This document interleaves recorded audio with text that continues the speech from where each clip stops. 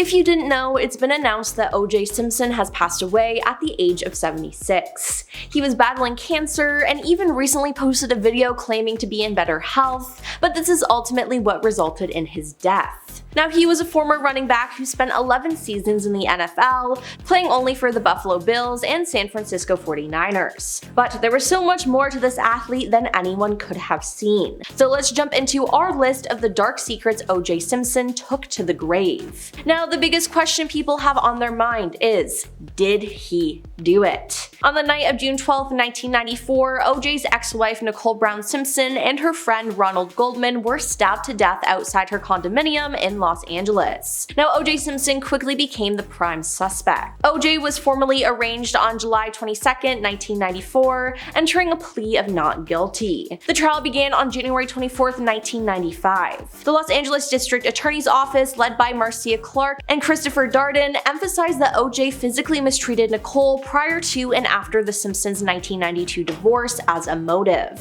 Robert Kardashian, who was also Simpson's longtime friend, defended him in court, and Johnny Cochran later became the defense team's lead attorney. Now, the Simpson defense was based largely on the grounds that evidence had been mishandled and that many members of the Los Angeles Police Department were racist, particularly Mark Furlman, a detective who allegedly found a bloody leather glove at Simpson's home. The defense team argued that the glove could not have been O.J.'s because it appeared too small for his hand when he tried it on in the courtroom. In addition to the glove, the defense claimed that other important evidence had been planted by the police to frame him. Now, during the trial, which lasted more than 8 months, some 150 witnesses testified, though O.J. did not take the stand. On October 2, 1995, the jury finally began deliberating and reached a verdict in less than 4 hours. On October 3rd, O.J. was found not guilty of the deaths of Nicole Brown Simpson and Ronald Goldman. But that doesn't mean he got off the hook. Although he was acquitted in the criminal case, he was also sued by the victims' families for wrongful death, and the civil trial began in October 1996. Less than 4 months later, that jury found him responsible for the deaths of Nicole and Ronald and awarded their families $33.5 million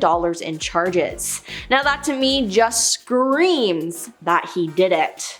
Now we have why he spoke to the police. After O.J. was told about the deaths, he arrived at his home in the Brentwood section of Los Angeles as LAPD officers were executing a search warrant. After speaking with detectives, O.J. agreed to travel with detectives to Parker Center to be formally interviewed.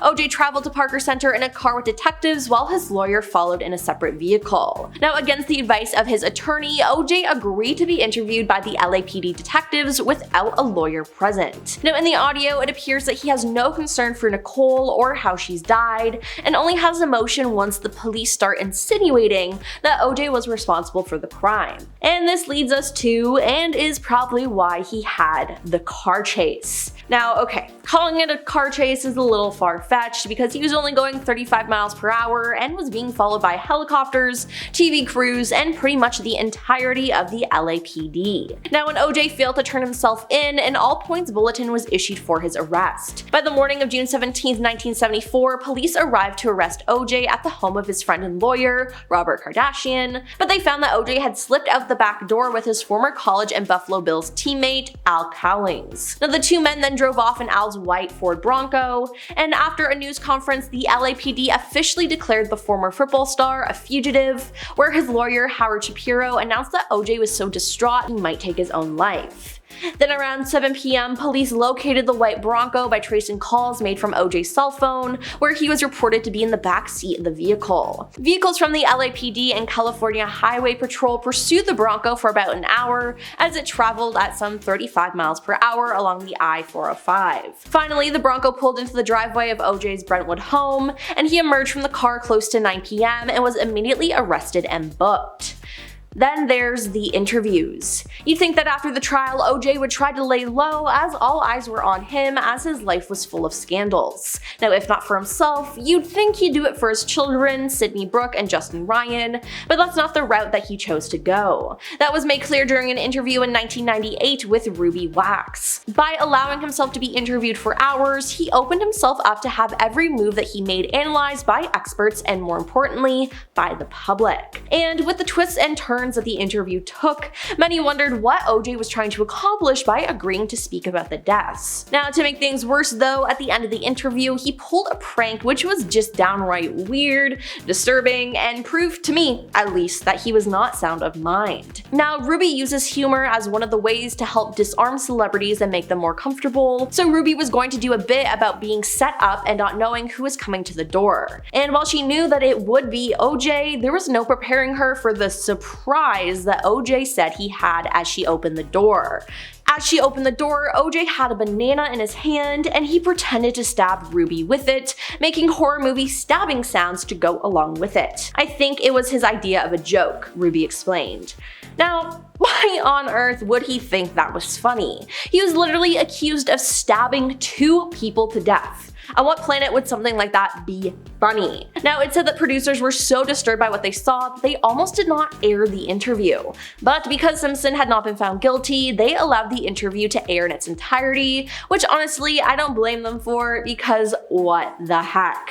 And finally, the most outlandish question of them all, is he Khloe Kardashian's father? Now, OJ was represented by his friend Robert Kardashian and was quite close to the Kardashian family. Many people believe that he and Kris had an affair, and in general, there has been intense scrutiny over his relationship with Kris, and some fans on social media have been vocal with their theories that they welcome Khloe together, suggesting she's not Robert's daughter. Now, the rumors stem from the fact that Khloe doesn't strongly resemble Kris, the late Robert, her siblings, or her half-siblings. Now, Kris Jenner has admitted to cheating during her marriage to Robert, which also fuels the fire. Now, Kris and OJ have separately spoken out against the rumors many times over the years, and fiercely denied odd claims that they secretly reunited in the 90s to have in a hot tub. In 2017, the momager burst into tears in an episode of Keeping Up with the Kardashians, fuming that the rumors had kept up for decades. They printed a story, "I was sleeping with OJ. After 25 years, you'd think it just wouldn't be a thing," she sobbed to Khloe. Then 2 years later, OJ shared a video on Father's Day, vowing that he was never interested in Kris in a romantic sense, while calling out the renewed theories that he was Khloe's father. Never, and I want to stress this, never in any way, shape, or form have I ever had any interest in Kris, romantically or sexually, he said at the time. I don't know though. I kind of believe the theory. I mean, what do you think? Well, that's all for our list of the dark secrets OJ Simpson took to the grave. It seems like we may never know the truth about these secrets, and that's just something as a society that we'll have to accept.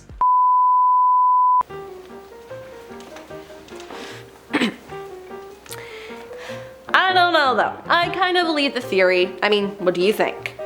By Marcia Clark and Christopher Darden emphasized that OJ physically mistreated Nicole prior to and after The Simpsons' 1992 spoke to the police. After OJ was told about the deaths, he arrived at his home in the Brentwood